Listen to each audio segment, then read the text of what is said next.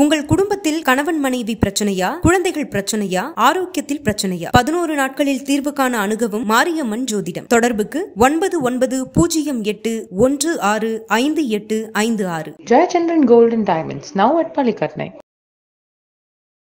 அண்மையாக வந்துச்சு இந்த கொடிகளை ஒரு மலர் அறிமுகப்படுத்த போகிறாங்க அப்படின்னு நம்ம பார்த்தோம். ஸோ வாகை மலர். விஜய் அவர்கள் போர் செய்வதற்கு தயாராகிவிட்டார். அங்கே வெற்றி பெற்று வருவதற்கு முன்பாகவே இங்கே தமிழக வெற்றி கழகம்னு பேர் இருக்குது.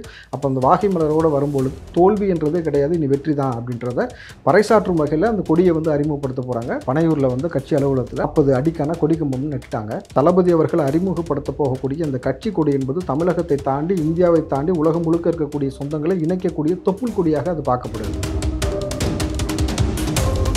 இந்த மாநாடு இந்தியாவை திரும்பி பார்த்து இந்தியாவே ஒரு பெரிய கவனம் இருக்கக்கூடிய மாநாடாக மாற்றுவதற்கான வேலையை ரொம்ப துரிதமாக செஞ்சுட்டு இருக்கிறாங்க. ராகுல் காந்தியோட ரொம்ப இணக்கமாக பேசிக்கிட்டு இருக்கிறாங்க. பொழுது சொல்ல முடியாது, ராகுல் அவர்களும் வரலாம். இதை தாண்டி அவர் என்ன சித்தாந்தம் பேச போறார், என்ன கோட்பாடு பேச போறான்றது எல்லாம் வெயிட் பண்ணிட்டு இருக்காங்க. விஜய் அவர்கள் 2026 இந்த களத்தை மாற்றக்கூடிய, அரசியல் களத்தை மாற்றக்கூடிய பெரிய ஒரு கூட்டணியை வச்சு எதிர்கட்சியாக உட்காரக்கூடிய அளவிற்கு விஜய்க்கான அந்த ஒரு அங்கீகாரம் அந்த மாநாட்டிலே உங்களுக்கு தெரிஞ்சிடும். I can never ever stop me அப்படின்னு சொன்ன மாதிரி நிச்சயமாக தி லைன் இஸ் ஆல்வேஸ் லைன்ற மாதிரியான ஒரு கர்ஜனை நிச்சயமா இருக்குது.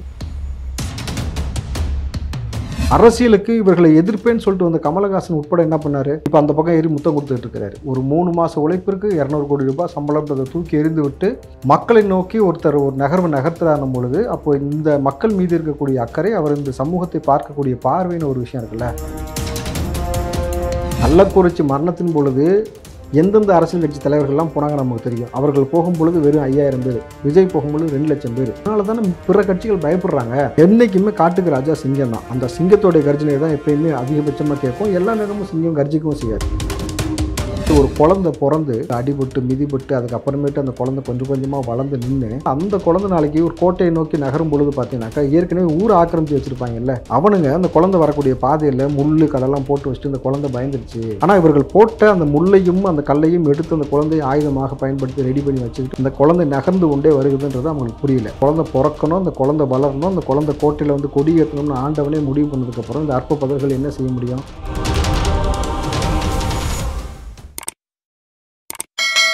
ஆரோட் சேனலுக்கு வணக்கம்.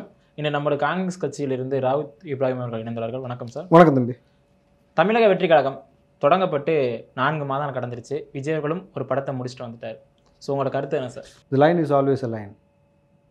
அதாவது விஜய் அவர்கள் ரொம்ப தெளிவாக நகர்வை நகர்ந்து கொண்டு போகிறார். இப்போது பிற கட்சி நபர்களைப் போல் தேவையில்லாத கருத்துக்கள் பேசுவதோ அல்லது பிற நபர்களை நான் அரசியலுக்கு வரேன், இப்போ வரேன், அப்புறம் வரேன், எப்போ வரணும்னு தெரியும், அப்போ வரேன்னு சொல்கிறதோ அந்த மாதிரியான சித்தாந்தம் எதுவுமே இல்லாமல், ஒரு நடிகர் உச்சபட்சமான ஒரு இடத்தில் இருக்கும் பொழுது ஒரு 3 மாத உழைப்பிற்கு 200 கோடி ரூபாய் சம்பளம்ன்றதை தூக்கி எறிந்து விட்டு மக்களை நோக்கி ஒருத்தர் ஒரு நகர்வு நகர்த்துறான பொழுது, அப்போ இந்த மக்கள் மீது இருக்கக்கூடிய அக்கறை, அவர் இந்த சமூகத்தை பார்க்கக்கூடிய பார்வைன்னு ஒரு விஷயம் இருக்குல்ல.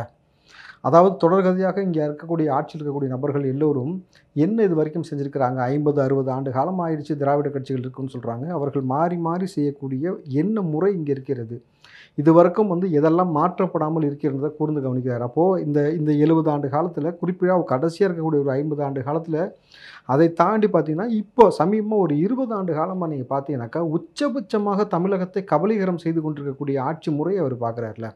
ஸோ ஏற்கனவே இங்கே இருந்த மலைகளை காணோம், ஆறுகளை காணோம், குளங்களை காணோம், ஏரிகளை காணோம். இங்கே இருக்கக்கூடிய அந்த சமூக நீதி அப்படின்னு நீங்கள் சொல்கிறாங்கல்ல, சமூக நீதியை தொடர்ந்து சவப்பட்டியில் ஏற்றக்கூடிய வேலை செய்து கொண்டிருப்பதை அவர் பார்த்துக்கிட்டே இருக்கிறாரு. இங்கே இருக்கக்கூடிய மாணவ பிள்ளைகள் மீது தொடர்ச்சியாக சாதி அடக்குமுறைகள் நடந்து கொண்டே இருக்குல்ல. அதாவது எப்படி சொல்லலாம்னாக்கா, நீங்கள் ரொம்ப புரிஞ்சுக்கிற மாதிரி எளிமையாக நீங்கள் சொல்லணுன்னாக்கா, அரசாங்க பள்ளிகளில் சாதிய வன்முறை நடந்து கொண்டே இருக்கிறது. அதே தெருவில் வசிக்கிறான்ல, அவன் ப்ரைவேட் ஸ்கூலில் சேர்றான், அந்த ஸ்கூலும் அதே தெருவில் தான் இருக்கான்னா அங்கே சாதிய மோதல்கள் இல்லை. அப்போ இது திட்டமிட்டு அரங்கேற்றப்படக்கூடிய இந்த ஒரு காட்சி அமைப்பு இருக்குல்ல, அப்போ இது போன்ற விஷயங்களாக இருக்கட்டும், இங்கே இருக்கக்கூடிய பெண்களுடைய பாதுகாப்பு உறுதி செய்யப்படாமலே இருக்குது. இந்த நிலைமைக்கு இப்போ வரைக்கும் பார்த்தீங்கன்னா பெண்கள் மீதான இந்த பாலியல் அத்துமீறல்களாக இருக்கட்டும், அல்லது சின்ன சின்ன குழந்தைகள், முன்னெல்லாம் பெரிய பெரிய வாலிப பசங்களுக்கு தான் அந்த பிரச்சனை இருந்துச்சுன்னா, இப்போ பச்சை குழந்தை முதல் கொண்டு பாதுகாப்பு இல்லாத சூழல் போயிட்டு இருக்கு.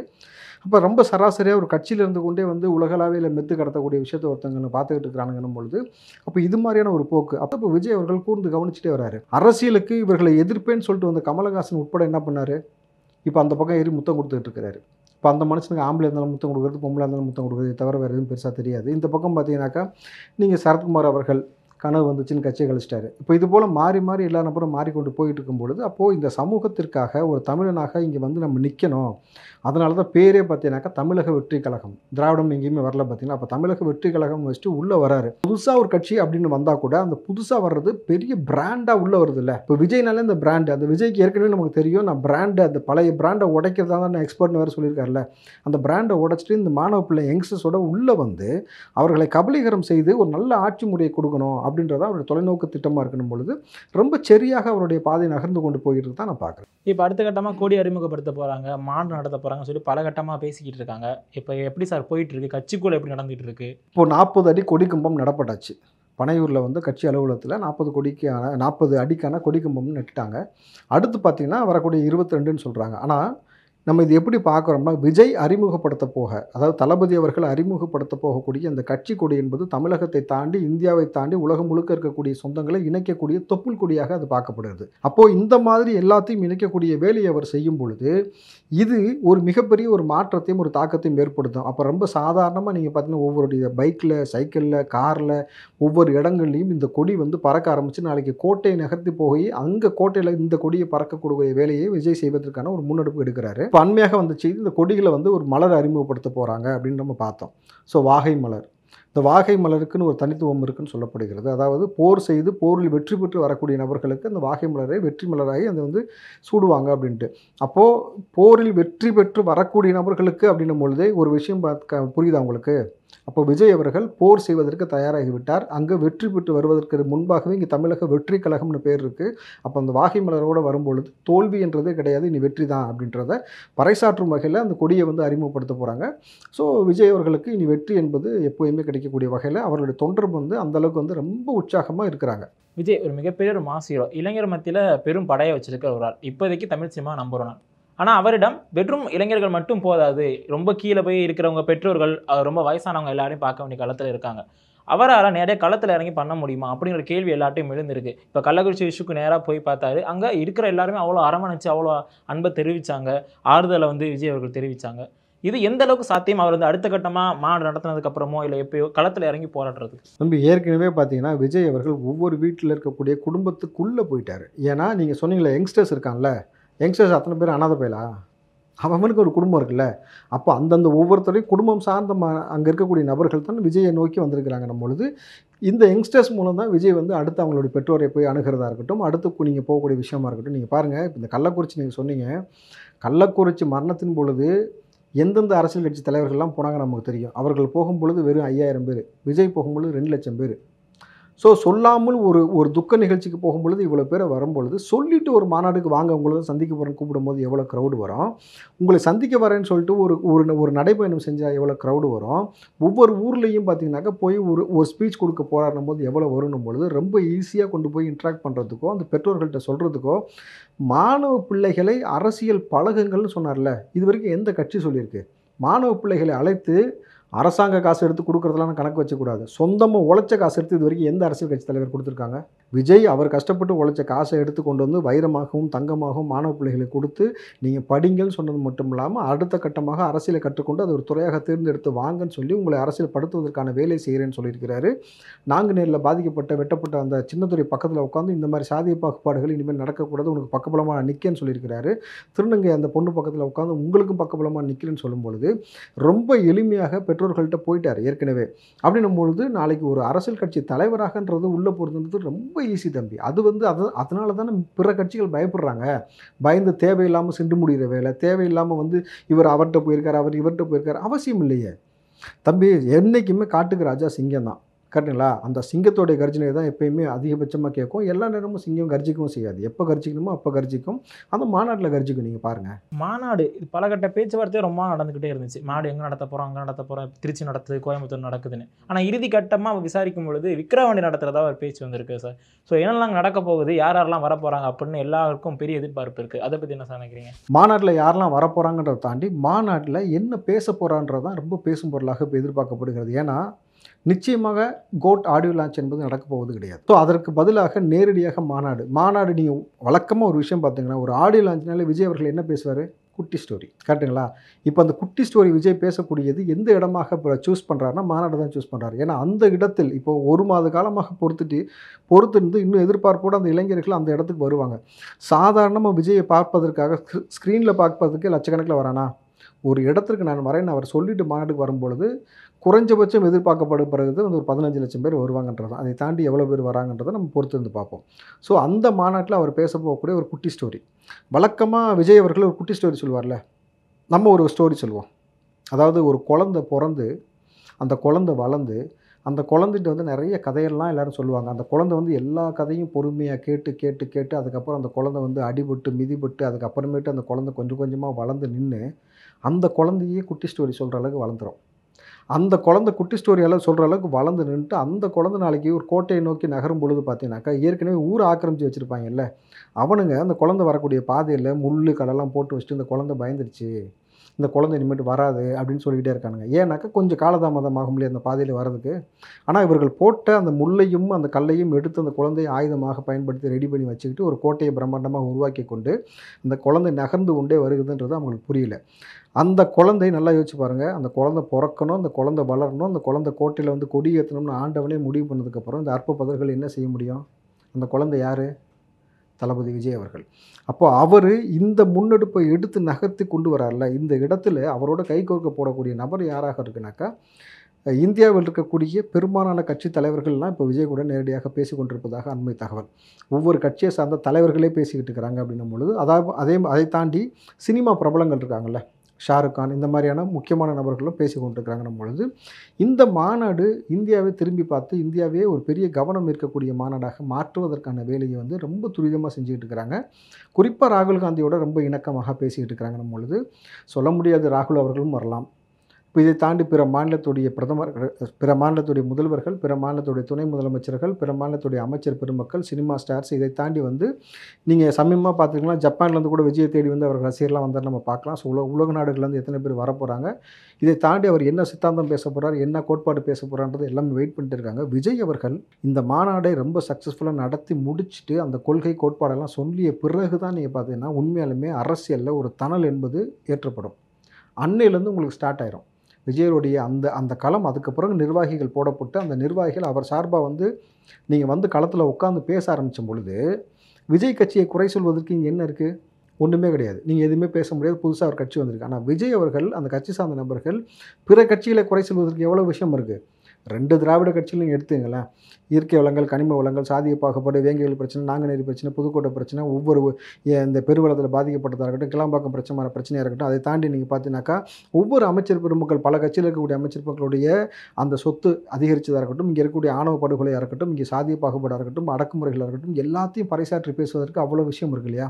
அதையெல்லாம் எடுத்து பேசும் பொழுது இந்த சித்தாந்தத்தோடு இவர்கள் பேசும் பொழுது ரொம்ப அக்ரெசிவாக ரொம்ப அழகாக வந்து ஒரு சூடு பிடிக்கும். 2026 இந்த களத்தை மாற்றக்கூடிய, அரசியல் களத்தை மாற்றக்கூடிய பெரிய ஒரு கூட்டணியை வச்சு எதிர்க்கட்சியாக வந்து உட்காரக்கூடிய அளவிற்கு விஜய்க்கான அந்த ஒரு அங்கீகாரம் வந்து அந்த மாநாட்டிலே உங்களுக்கு தெரிஞ்சிடும். அதற்கு பிறகாக வந்து பார்த்தீங்கன்னாக்கா விஜய், நான் சொன்ன மாதிரி அவர் சொன்னார் இல்லையா, அவர் சொன்னதான் ட்ரெய்லரில் you can never ever stop me அப்படின்னு சொன்ன மாதிரி நிச்சயமாக தி லைன் இஸ் ஆல்வேஸ் லைன்ற மாதிரியான ஒரு கர்ஜனை நிச்சயமாக இருக்கும். இப்போ மாநாட்டில் பல கட்சி தலைவர்கள் நீங்கள் சொல்வது போல் பல முதல்வர்கள்லாம் வர வாய்ப்புகள் இருக்குன்னு சொல்லும் பட்சத்தில் இந்த கூட்டணி எப்படி சார் அமையும்? எதிர்காலத்தில் கூட்டணி அமையக்கூடிய வாய்ப்புகள் இருக்கா அவங்களுக்கு? எதிர்காலத்தில் கூட்டணி அமைவதற்கானது ரொம்ப டைம் டியூரேஷன் அதிகமாக இருக்குது. இப்போ 2026 நம்ம 24 பேச முடியாது. இன்றைக்கு அவர் மீது விஜய் கூட இருக்கக்கூடிய அந்த மதிப்பின் காரணமாக, நட்பின் காரணமாக எல்லா நபர்களும் வருவதற்கான வாய்ப்பு இருக்குது. அதற்கு பிறகு விஜய் அவர்கள் கட்சி எப்படி கொண்டு போகிறான்ற பொறுத்து தான் கூட்டணி.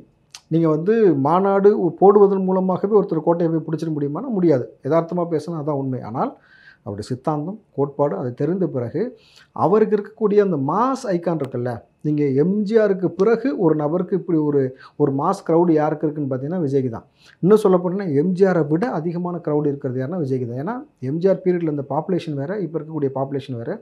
எம்ஜிஆருக்கு நீங்கள் பார்த்தீங்கன்னா சீனியர் மோஸ்ட் நபர்கள், சீனியர்கள் எல்லாமே ரசிகராக இருப்பாங்க. ஆனால் விஜய்க்கு அவர்களுக்கு 5 வயசு குழந்தையிலேருந்து 50 வயசு பெரியவர் வரைக்கும் பார்த்தீங்கன்னாக்கா விஜயோட ரசிகராக இருக்கும் பொழுது இந்த மாஸ் க்ரௌடு இதை எப்படி வழிநடத்த போகிறாரு, இதுக்கப்புறமேட்டு விஜய் வந்து எப்படி வந்து ஒரு தமிழ்நாடு முழுக்க ஒரு சுற்றுப்பயணம் கொண்டு போக போகிறாரு.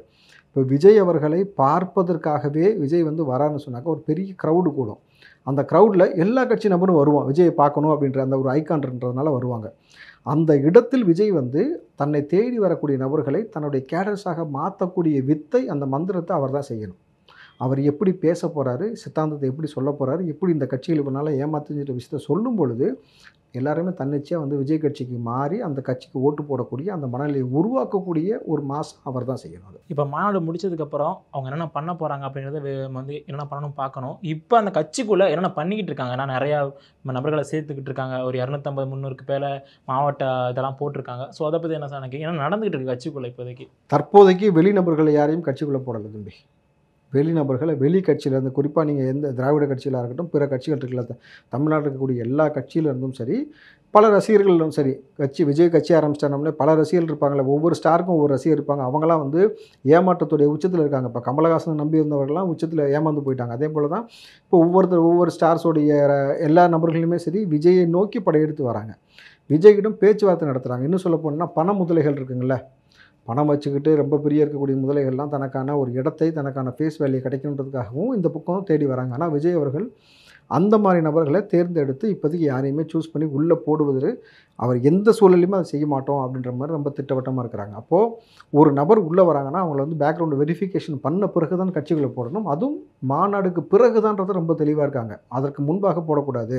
வருவதற்கு முன்பாக இவனுடைய பேக்ரவுண்ட் வெரிஃபிகேஷன், இவனுக்கு வந்து ஏதாவது கேஸ் வாங்கியிருக்கானா, இதுக்கு முன்னாடி தேவையில்லாத சாதிய பாகுபாடோ ஏதாவது பேசியிருக்கானா, இல்லை வந்து ஏதாவது சமூக ரீதியாக ஏதாவது ஒரு குற்றங்கள் செஞ்சுருக்கானான்னு பார்த்துட்டு அதற்கு பின்பாக அவனுக்கு பொறுப்பு கொடுக்கணும். காசு இருக்குது, பணம் இருக்குன்றதுக்காகவோ அல்லது இந்த கட்சியில் இவ்வளோ வருஷம் இருந்திருக்கானவோ நம்ம கொடுத்துட்டாக்கா, நாளைக்கு நம்ம கட்சியில் உள்ளே வந்ததுக்கப்புறம் தேவையில்லாத அதே வேலைகளை செய்யும் பொழுது விஜய் கட்சியை நோக்கி குற்றம் சொல்வதற்கு பிற கட்சிக்கு ஒரு வாய்ப்பு அமைஞ்சிடும் இல்லையா? அதை செஞ்சிடவே கூடாதுன்றதில் வந்து விஜயுடைய கட்சியில் இருக்கக்கூடிய தலைமையில் இருக்கக்கூடிய நபர்கள் ரொம்ப தெளிவாக சிஸ்டமேட்டிக்காக இருக்காங்க. அப்போது இந்த எலெக்ஷனுக்கு இந்த மாநாடுக்கு முன்னாடியே நீங்கள் அவசரமாக போட்டுட்டாக்கா அவங்கள பற்றின வெரிஃபிகேஷன் டைம் எடுக்க முடியாது. அப்படின்றதுனால பொறுமையாக ஒன்றும் அவசரம் கிடையாது, டைம் இருக்குது. அதனால் இப்போதைக்கு யாருக்கும் எந்த பொறுப்பும் போடாமல் மாநாடு முடிஞ்சதுக்கப்புறம் தான் ஒர்க்கை ஸ்டார்ட் பண்ணாங்கன்னும் போது ரொம்ப சிஸ்டமேட்டிக்காக, ரொம்ப தெளிவாக அந்த மேல்மட்ட நிர்வாகிகளும் சரி, நம்ம பொதுச் செயலாளர் புசி ஆனந்தும் சரி, ரொம்ப பொறுமையாக ஒவ்வொரு விஷயமாக நகர்த்தி கொண்டு போகிறாங்க. அது உள்ளபடி எந்த கட்சியுமே எடுக்காத ஒரு அழகான ஒரு முன்னெடுப்பு. இப்போ விஜய் கட்சி ஆரம்பிச்சிருக்காரு, கொள்கை இன்னும் அறிவிக்கலை. சொல்லப்போனால் பேர் மட்டும் தான் அறிவிச்சிருக்காங்க, வேறு எதுவுமே அறிவிப்பு வெளியே வராத பட்சத்தில் நிறைய அவருக்கு வந்து நிறைய விமர்சனங்கள் எழுத ஆரம்பிச்சிருக்கு. இது அவர் எப்படி கையாள போகிறார், என்னென்ன அவர் பண்ணணும் இதுக்கப்புறம் வரக்கூடிய காலங்களில்? தம்பி, அவரை விமர்சிக்கக்கூடிய நபர்கள் வந்து அரசியல் கட்சியில் இருக்கக்கூடிய நபர்களாக தான் பரவாயில்ல. இந்த மூத்த பத்திரிகையாளர்கள்ன்ற பேரில் சில பேர் முட்டாத்தனமாக வந்து இந்த மோதிரம் வாங்கினவன், செயின் வாங்குறவன், பீர் வாங்கி குடிச்சவன், இந்த மாதிரி ஆட்களாக இருக்கட்டும் சரி. இப்போ சமீபமாக கூட ஒருத்தர் மூத்த பத்திரிகையாளர் ஒரு காணொலி கொடுத்துருந்தாரு. அதாவது நெற்றிக்கண் திறப்பினும் குற்றம் குற்றமேன்னு சொல்லுவாங்க. அந்த பத்திரிகையில் வேலை செய்யக்கூடிய நபர் வந்து விஜய் அவர்கள் வந்து அண்ணாமலையை நோக்கி போயிட்டார், மாநாடு நடத்துறதுக்கு இடத்துக்கு அண்ணாமலைகிட்ட உதவி கேட்டு போனார், இப்போவே அண்ணாமலை பக்கம் போய் சாஞ்சிட்டாருன்னு சொல்லிட்டு மடத்தனமாக முட்டாள்தனமாக உட்காந்து பேசிக்கிட்டு இருந்தாங்க. நல்லா ஒரு விஷயம் புரிஞ்சுங்க, அண்ணாமலை இப்போ யார் கூப்பிட்டா? நாணயமே இல்லாத ஒரு நபருக்காக நாணயம் வெளியிட்டாங்கல்ல, அவங்க கூப்பிட்டாங்களா? நான் சொல்கிறேன், நாணயமே இல்லைன்றது காசு இல்லைன்றதை சொல்ல வரேன். நீங்கள் வேறு தப்பாக எடுத்துக்கூடாது, புரியுதுங்களா? ஏன்னா அந்த குடும்பத்தில் ரொம்ப வறுமையில் இருக்கிறாங்க. இப்போ இருக்கக்கூடிய முதல்வருக்கு சொந்தமாக கார் கூட இல்லை, அஃபிடவிட்டில் இருக்குது தம்பி. அவ்வளோ ஏழ்மையாக இருக்காங்களா? அதனால் சொல்கிறேன். அந்த நாணயமே இல்லாத நபர்களுக்கு நாணய வெளியீட்டு விழாவில் யாரை கூப்பிட்டாங்க, எப்படி வந்து அங்கே போய் கொண்டாடினாங்க? இவர்கள் நாணய வெளியீட்டு விழாவோட நிப்பாட்டிக்கிட்டால் பரவாயில்ல, சமாதி வரைக்கும்லாம் போனாங்க பார்த்தீங்கல்ல. அந்த சமாதிக்கெல்லாம் போனதுக்கு பிறகு ஒரு காட்சி அங்கே பார்த்தோம். இவர் வந்து அவரை முன்னாடி வர சொல்கிறதும், இப்போ இருக்கிற முதல்வர் ஒரு கட்சியோட மாநில தலைவர் முன்னாடி வாங்கன்னு சொல்கிறதும், அவர் வந்து முன்னாடி வந்து வணக்கம் வைக்கிறதும், நீங்கள் அதெல்லாம் பார்த்தீங்கன்னு வச்சுங்களேன். ராஜாக்கள் மாளிகையில் தாமரை பூ சொந்தமடா, 4 கால் மண்டபம் போல் நாங்கள் கொண்ட சொந்தமடா, அப்படி தானே இருந்தாங்க. நீங்கள் பார்த்தீங்கன்னா தெரிஞ்சிருக்கும். அப்போது இதையெல்லாம் இவர்கள் கண்ணுக்கு தெரியலையான்னு கேட்குறேன். இந்த மூத்த பத்திரிகையாளர்னு சொல்லி முட்டு கொடுத்து பேசுகிறாங்க இந்த முட்டா பசங்க எல்லாத்துக்கும் அது தெரியலையா? நீங்கள் வந்து தொலைநோக்கு பார்வை, ஒரு ஊடகவியலாளர் நபர்கள் வந்து ஒரு சாராக இருக்கக்கூடாது. நீங்கள் காசுக்காக வேலை செஞ்சீங்கன்னாக்கா நீங்கள் ஊடகவியலாளர் கிடையாது, அறம் சார்ந்து வேலை செய்யணும். அப்போது யார் எங்கே போகிறாங்கிறதெல்லாம் பார்க்குறத விட்டுட்டு விஜயை மட்டும் குறை சொல்வதுன்றது ஒரு அஜெண்டா பேஸில் காசு கொடுக்குறாங்கன்னு சொல்லிட்டு இப்போ பேச ஆரம்பிச்சிருக்கீங்கன்னா, முன்னாடியாவது 200 கொடுத்தாங்க, இப்போ 100 தான் நம்ம காயின் வந்ததுக்கப்புறம். அவர் பேர்லேயே தெளிவாக சொல்லிருக்கு, தமிழக வெற்றி கழகம். அந்த தமிழகம்ன்றதை உள்ளே கொண்டு வரும் பொழுதே உங்களுக்கு தமிழ் சார்ந்து, மண் சார்ந்து, இயற்கை சார்ந்து, மொழி சார்ந்து, கனிம வளங்கள் சார்ந்து, இயற்கை சார்ந்து, குலதெய்வ வழிபாடு சார்ந்து, விவசாயம் சார்ந்து, இந்த மாதிரியான விஷயத்தை முன்னெடுக்க போகிறான்றது உங்களுக்கு அதிலே புரியுது. அதை விட்டுட்டு நீங்கள் அதுக்கு முன்பாகவே வந்து தேவையில்லாத விஷயத்த தேவையான நீங்கள் என்ன சொல்றது சம்மந்தம் இல்லாமல் கொண்டு போய் முடிச்சு போட்டு விட்டுட்டு திமுகவுக்கு நீங்கள் பல்லாக்க தூக்குற வேலையை விட்டுட்டு நேர்மையாக இருங்க. ஏன்னா நாளைக்கு விஜய் ஒரு கரெக்டான பாதையில் கொண்டு போய் ஒரு விஷயத்தை செய்யும் பொழுது நீங்கள் வேறு வழியே இல்லாமல் நேர்மையின் பக்கம் நின்று நாளைக்கு விஜய்க்காக நீங்கள் பேச வேண்டியது இருக்கும். அன்றைக்கி நீங்கள் தேவையில்லாமல் பேசலாம் போட்டு காட்டுவாங்க, போட்டு காட்டு உங்களை கேவலப்படுத்துகிற மாதிரி இருக்கும். ஸோ அந்த வேலையை நிப்பாட்டிக்கிங்கன்னு சொல்கிறேன். கொள்கை அறிவிக்கிறதுக்கு முன்னாடி இவ்வளோ கட்சிகள் அழுத்தம் தர ஆரம்பிச்சிருக்காங்க விஜய்க்கு. சொல்லப்போனால் எல்லா கட்சிகளுமே விஜய் அதை பண்ண போகிறா இதை பண்ண போகிறா அப்படியான்னு இப்போ வர கூட நிற்கிறது யாருன்னா சீமான் அவர்கள் தான். எதாக இருந்தாலும் கூட நின்று பேசிக்கிட்டு இருக்காரு. ஏன் இந்த அளவுக்கு வந்து எல்லா கட்சிகளுக்கும் பயமாக இருக்குது? அவங்களுக்கெல்லாம் விஜய் கண்டு அவர் வந்து ஆட்சியை பிடிச்சிடுவாங்கிற ஒரு பயமா இல்லை வேறு ஏதாச்சும் இருக்குமா சார்? தம்பி, எல்லா கட்சி நபர்களும் ஒரு லெட்டர் பேர் இருந்தால் போகணும்னு கட்சி ஆரம்பிச்சிடுறாங்க. கட்சி ஆரம்பிச்சுட்டு இந்த தொண்டர்களை வந்து தன்வசப்படுத்துவதுன்றது யாருக்குமே தெரியல. ரெண்டாவது தொண்டரை வந்து தன்வசப்படுத்தி அதை வந்து ஓட்டாக மாற்றியோ அந்த மாதிரியான விஷயத்தை அவங்களுக்கு செய்ய தெரியல. போய் தேடுறானுங்க, அலமோதுறாங்க, கிடைக்கலன்னும் போது கடைசி நேரத்தில் என்ன பண்ணுறாங்கன்னா காசை கொடுத்து எலெக்ஷன் நேரத்தில் பாலில் சத்தியம் வாங்குறது, கற்பூரத்தில் சத்தியம் வாங்குறதுன்னு வேலையை பார்த்துக்கிட்டு இருக்காங்க. ஆனால் விஜய் அவர்கள் அரசியலுக்கு வருவதற்கு முன்பாடியே கோடியாக ரசிகர்களை தன்வசப்படுத்தி வச்சுருக்கிறார். நீங்கள் தமிழ்நாடு மட்டும் கிடையாது, நீங்கள் பாண்டிச்சேரி எடுத்துக்கோங்க, கேரளா எடுத்துக்கோங்க, நார்த்தில் எடுத்துக்கோங்க, ஏன் இப்போ ஜப்பான்லேருந்து கூட அவரை தேடி ரசிகர்லாம் வந்தாலும் நம்ம பார்க்கலாம். ஸோ அப்படி இருக்கும் பொழுது அதான் சொன்ன ஒரு பெரிய ஒரு மாஸ் ஐக்கானாக மாறிட்டார்னும் பொழுது ஸோ தன்னிச்சையாக இவ்வளோ பெரிய கூட்டத்தை வந்து தன் உழைப்புகள் மூலம் சம்பாரித்து வச்சிருக்கக்கூடிய விஜய் அவர்கள் நாளைக்கு ஒரு கரெக்டான சித்தாந்தத்தை பேசியும் இந்த கழகங்கள் செஞ்ச இந்த அவதூறான இந்த மோசமான ஒரு ஆட்சியை பற்றி சொல்லும் பொழுது மக்கள் அவர் பக்கம் சாஞ்சிட்டா அதுக்கப்புறமேட்டு ஜென்மத்துக்கு நம்ம எந்திரிச்சவே நிற்க முடியாதுன்றது ஏற்கனவே ஒரு வரலாறு விஜயகாந்த் செஞ்சுருக்காரு. அதை விஜயகாந்த் அவர்கள் செஞ்ச வரலாறு நீங்கள் பார்த்தீங்கன்னாக்கா அவர் உள்ளே வந்து ஆளுங்கட்சி எதிர்கட்சி காலங்காலமாக திமுகவும் அதிமுகவும் இப்படி தான் மாறி வந்துக்கிட்டு இருந்துச்சு. ஸோ அந்த வரலாறை 5 முறை முதலமைச்சராக இருக்கக்கூடிய கலைஞர் கருணாநிதியை தூக்கி வெளியில் போட்டுட்டு இவர் போய் எதிர்கட்சி தலைவராக உட்கார்ந்தார். அதற்கு பின்னாடி கலைஞர் வந்து எதிர்கட்சி தலைவராக உள்ளே வரவே முடியல, அதுக்கப்புறம் அப்படியே மறைஞ்சிட்டார். ஸோ இப்படி ஒரு பெரிய ஒரு இம்பேக்டை விஜயகாந்த் ஏற்படுத்தினார். விஜயகாந்த் மாதிரி 10 மடங்கு க்ரௌடு விட்ட இருக்குது. அப்படி இருக்கும் பொழுது எம்ஜிஆர் மாதிரி இந்த வசீகர் இருக்கக்கூடிய நபரை கண்டு நேச்சுரலாக வந்து ஒரு பயம் வரும்.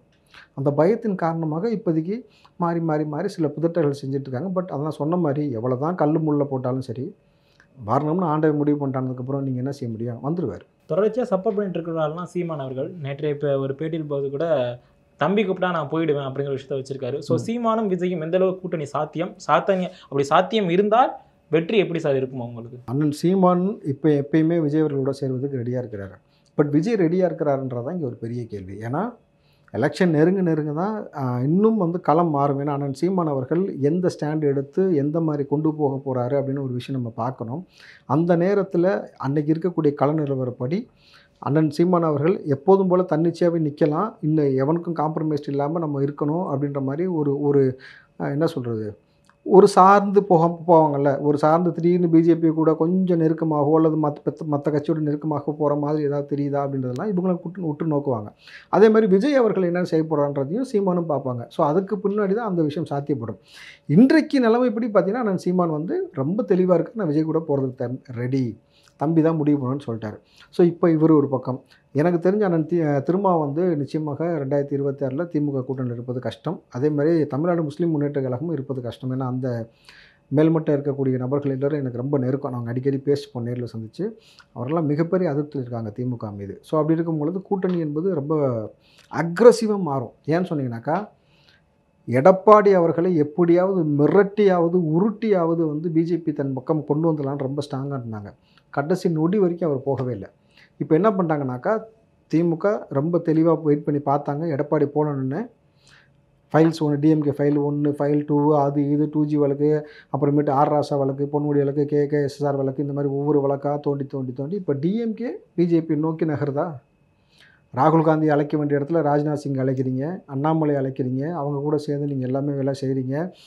ஆட்டுக்கு தாடி எதுக்கு நாட்டுக்கு ஆளுநர் எதுக்குன்னு சொல்லிவிட்டு இவெல்லாம் ஆளுநர் மாளிகை போக மாட்டேன்னு சொன்ன நீங்கள் வந்து இன்றைக்கி ஆளுநர் மாளிகையில் போய் டீ பார்ட்டி கலந்துக்கிறீங்கன்னும் பொழுது இப்போ இவர்கள் இந்த பக்கம் நகர்வது, அப்போ அதிமுக இந்த பக்கம் தனித்து நிற்க ஆரம்பிச்சிருச்சு, இந்த பக்கம் சீமான் தனித்து நிற்கிறாரு. ஏற்கனவே அந்த கூட்டணி கட்சியில் அதிருப்தியில் இருக்குது. இவ்வளோ பெரிய மாஸ் ஐக்கான விஜய் உள்ளே வரானும் பொழுது ஒரு மெகா கூட்டணி உருவாகும்ன்றதான் நிச்சயமாக எதிர்பார்க்கப்படுகிறது. அப்படி வரும் பொழுது விஜய் அவர்கள் எதிர்க்கட்சி தலைவராக நிச்சயம் வந்து உட்கார்வார்.